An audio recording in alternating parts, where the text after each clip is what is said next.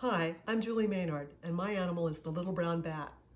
Where I live in Frederick County, we used to see many of them every summer, but now we're lucky to see one or two.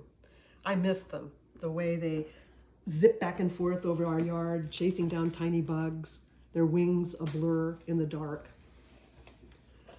I usually work with paper, collaging bits and pieces of it onto canvas and wood. I like to show my subjects at life size. This hawk has a 50-inch wingspan in real life. But bats are not very big, so how to celebrate such a small creature?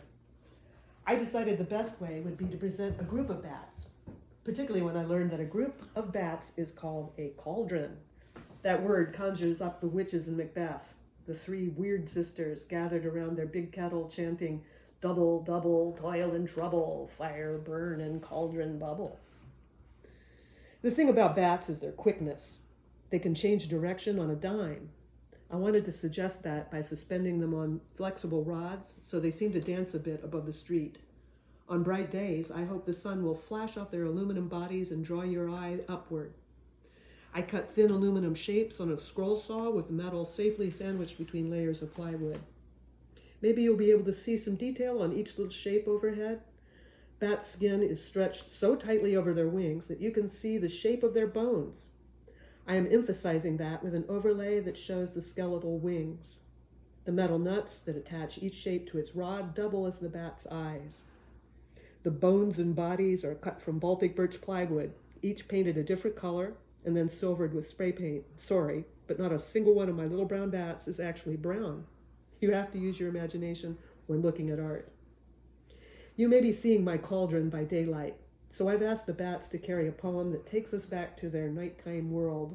It's called The Little Brown Bat, and it was written in 1907 by Edith Matilda Thomas. The Flying Bats carry 3 lines from her 16-line poem in which a bat talks about his place in the world.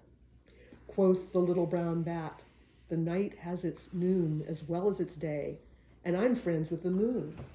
Many a secret she tells me alone." 3 roosting bats haven't joined the cauldron yet. The ones hanging from their toes each carry one of the poet's names. Say hello to Edith, Matilda, and Thomas.